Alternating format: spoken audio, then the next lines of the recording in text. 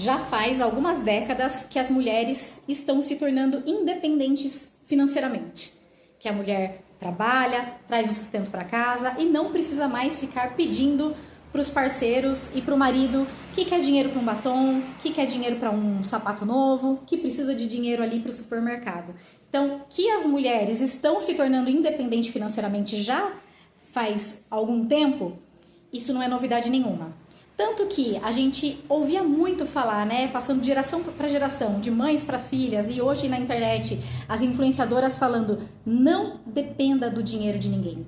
Se você é casada e você, né, o seu marido te sustenta, entre grandes aspas, muitas influenciadoras falam, tenha seu dinheirinho, vai vender jequiti, vende bolo no pote, tenha um dinheirinho reservado para você não depender do outro financeiramente. E isso é muito legal. Mas, dependência emocional, quem é que fala pra gente? Não dependa emocionalmente dos outros. Esse é um assunto um pouquinho mais novo, né? Um pouquinho mais recente, que até pouco tempo atrás a gente não tinha essa consciência do que é dependência emocional. E ela pode ser tão prejudicial quanto a dependência financeira. Então, vamos refletir um pouquinho sobre isso. Eu vou falar aqui alguns sintomas que você pode identificar se você tem a dependência emocional de alguma pessoa ou não.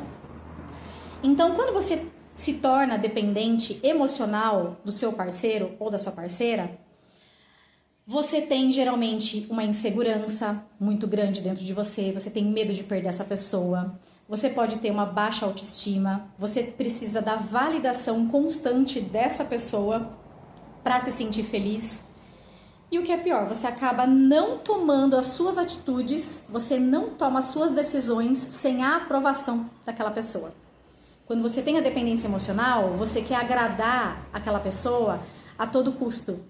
E às vezes o custo é alto, porque o custo ele volta pra gente impactando inclusive na nossa saúde. Vamos aprofundar um pouquinho mais sobre isso.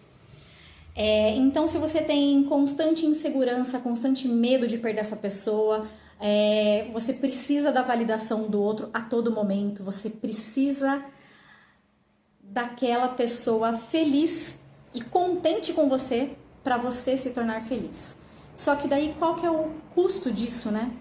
Como que isso volta pra gente quando você se sente ameaçada? Poxa, acho que essa pessoa vai embora, essa pessoa não está feliz, eu estou desagradando essa pessoa. Como que isso volta pra gente? Volta com ansiedade, volta com crises, né, nervosas, ansiedade, estresse, medo, preocupação, insegurança. E assim, tudo isso vem da criação que a gente teve, né? Nós crescemos, né? Vamos falar aqui com os millennials agora, né? As pessoas aí 30, 40 anos, os um pouco mais velhos também, 50 anos, 60 anos.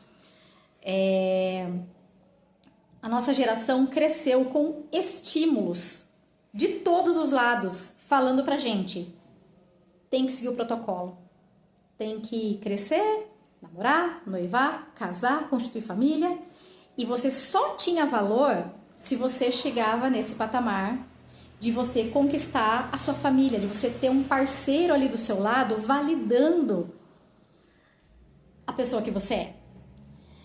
Então, assim, foram muitos estímulos, né? As novelas, filmes, músicas, livros, muitos estímulos mostrando que o valor real da pessoa, ela tá quando ela encontra o grande amor da vida dela, né? Aquelas cenas de cinema, aquelas cenas de novela, aquele final feliz, o felizes para sempre. Tudo isso vai implantando dentro da nossa cabeça, conscientemente e inconscientemente, de que a gente precisa ter aquilo. E quando a gente sente a necessidade de ter aquilo, a gente vai fazendo coisas, se moldando, tomando caminhos para que isso aconteça. E a gente acaba dependendo emocionalmente dessa pessoa. E o impacto é muito grande, né? Porque você viver em constante alerta, com medo de perder essa pessoa, porque você está dependendo emocionalmente dela, é muito ruim. Então, vou trazer aqui alguns exemplos práticos para a gente refletir. Quando a gente depende do outro emocionalmente, A gente, além de se anular, porque a gente quer fazer de tudo para agradar o outro, então a gente começa a vestir uma fantasia. Uma amiga minha me falou isso hoje. A gente veste uma fantasia da pessoa perfeita, a esposa perfeita, a filha perfeita, aquela pessoa perfeita para não desagradar o outro. Mas até quando que a gente vai sustentar, ficar com essa fantasia no nosso corpo? Tem uma hora que a gente não aguenta, né? Então, o que eu queria trazer aqui de reflexão? Algumas coisas que pode doer da gente ouvir. Mas quanto mais a gente faz pelo outro, sem pensar na gente, mais a gente está se abandonando. Quanto mais você quer agradar o outro, você muitas vezes não olha para o que está desagradando o seu coração. E você começa a aceitar muito menos do que você merece. Em outro vídeo eu vou falar sobre migalhas emocionais, né? Que vai estar ali juntinho com esse vídeo. Mas a gente aceita muito menos do que a gente merece, muito menos do que a gente gostaria, simplesmente porque a gente quer ter aquele conto de fadas na vida real, né? Então é um assunto muito longo, eu não vou me estender tanto para esse vídeo não ficar muito comprido. Eu vou falar isso e sobre esse tema em outros vídeos, mas qual é o caminho para a gente não depender emocionalmente do outro? Amor próprio. A gente se amar e se valorizar e se colocar num pedestal tão alto de que eu mereço tudo de melhor na vida, que o que for menos eu não vou aceitar. Eu não vou me colocar em posição de desconforto para agradar o outro. Eu tenho que pensar primeiro em mim. Eu tô confortável? Eu tô bem? Para depois pensar na outra pessoa. Então, quanto mais a gente faz o exercício do amor próprio, mais a gente se conhece, mais a gente se aproxima do nosso eu interior, mais a gente conversa com outras pessoas sobre esse tema, mais a gente vai identificando o que você aceita, o que você não aceita, o que é bom para você, o que não é bom para você. Então, o exercício olhe para o seu interior, pensa o que está te fazendo bem, o que está te fazendo mal.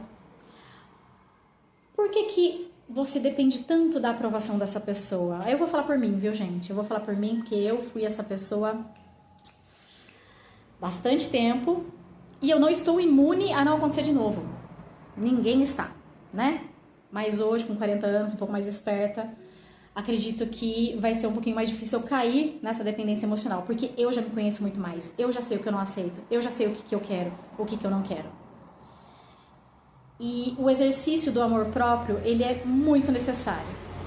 Você amar cada pedacinho de você exatamente como é.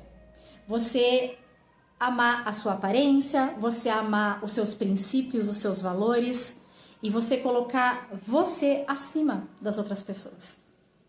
Parece egoísta, né? Tá vendo? A gente cresceu também com essa percepção do egoísmo. Não pode ser egoísta. Por que não? Eu tô aprendendo a ser bem egoísta, viu?